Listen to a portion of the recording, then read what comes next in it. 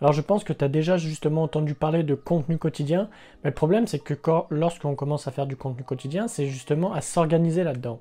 Et comment vraiment s'organiser pour publier une vidéo par jour, pour publier un contenu par jour. Dans cette vidéo, on va voir comment publier une fois par jour, comment créer de bonnes habitudes en publiant une fois par jour sur YouTube. Alors déjà, dans un premier temps, il faut que tu saches que le plus long, ça va être le montage et il va falloir que tu gagnes du temps là-dessus.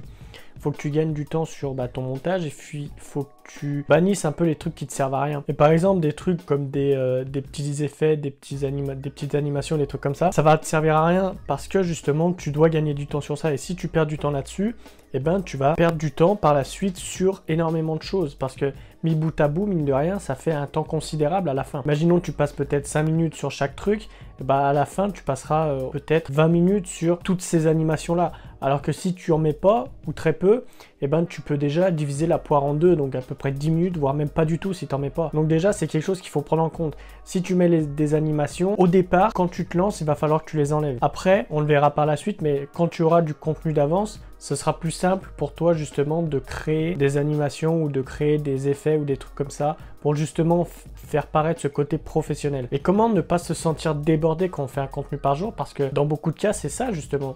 C'est qu'on va faire un contenu par jour, mais on va se sentir vraiment débordé. Et justement, c'est ce qu'on va voir. Moi, personnellement, je te conseille de faire un plan si tu veux.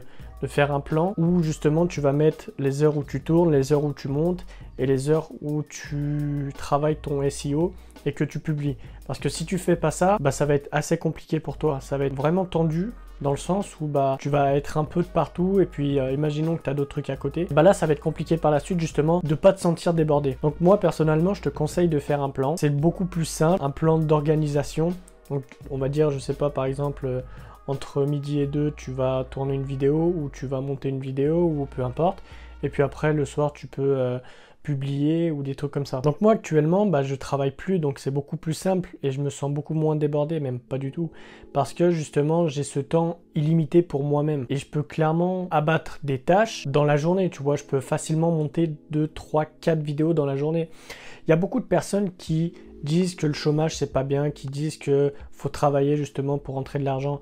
Mais franchement, c'est le truc le plus cool au monde en fait. Parce que tu t'es payé justement à développer ton entreprise. Donc il est où le problème? Les gens qui vont te dire justement, ouais, mais t'es au chômage, machin, c'est pas bien de profiter de la société, mais tu profites de rien en fait.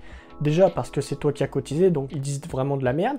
Mais en plus de ça, c'est pas comme si tu étais en train de te branler les couilles devant Netflix. Je veux dire, tu es là, tu développes, tu essaies de faire quelque chose de ta vie, tu essaies de développer un truc. Parce que tu sais très bien que le chômage, c'est pas toute ta vie, tu l'auras pas toute ta vie. Tu sais très bien à un moment que ça va s'arrêter. Et si justement tu as ça dans ta tête, donc tu vas commencer à développer quelque chose et tu es en train de développer quelque chose. Et les personnes qui disent ouais mais le chômage c'est pas cool justement, moi je te dis c'est le meilleur truc pour lancer ton activité, c'est la meilleure chose qui soit parce que tu as un temps. T'as même pas besoin, t'as même pas de contraintes horaires en fait. Tu peux littéralement faire ce que tu veux de ta journée sans que personne te casse les couilles à te dire tu vas aller travailler là, tu vas aller faire ça.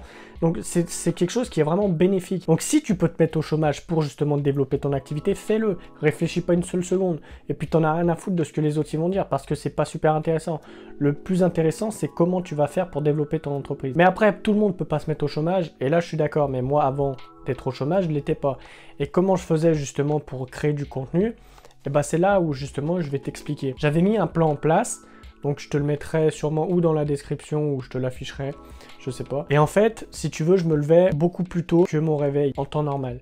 Donc je commençais à peu près à 8h, j'avais une demi-heure de route, donc je partais vers 7h15, 7h20. Et je me levais littéralement à 5h30, où je commençais à rédiger, à l'époque j'écrivais des articles, donc j'écrivais les articles.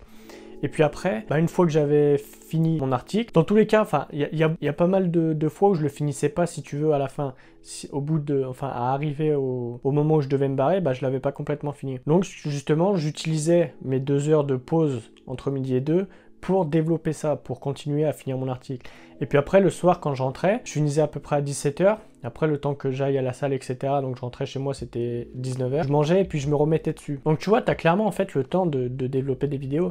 Même si tu n'as pas envie de tourner le matin, parce que le matin, c'est toujours assez casse-couille de tourner, on est d'accord. Tourne-le le soir avant de dormir, parce que généralement, le soir, c'est là où tu as un peu plus envie de parler, ou tu es un peu plus en mode détente. Tu fais ta vidéo le matin. où le matin, t'as pas besoin de parler, t'as juste tes écouteurs et puis tu montes ta vidéo et puis après ça s'arrête là. T'as pas besoin, si tu veux, de parler. Il y en a le matin, c'est assez compliqué de parler.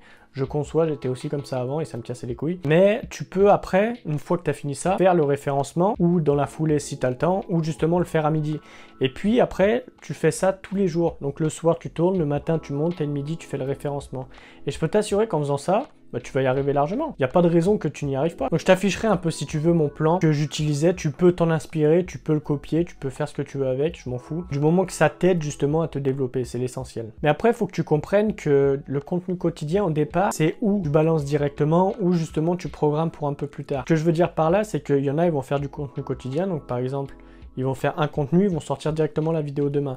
Et puis demain, ils vont faire un autre contenu, un autre demain. Sauf que là, arrive un moment, si tu as une couille, tu ne pourras plus suivre ce rythme. Donc le plus intelligent à faire, c'est de programmer peut-être en début de semaine. Imaginons tu fais ça le mardi ou le mercredi, tu programmes au début de la semaine prochaine et comme ça, tu as du contenu d'avance. Donc imaginons tu fais un contenu le mardi pour le lundi prochain, tu fais un contenu le mercredi pour le mardi d'après, etc.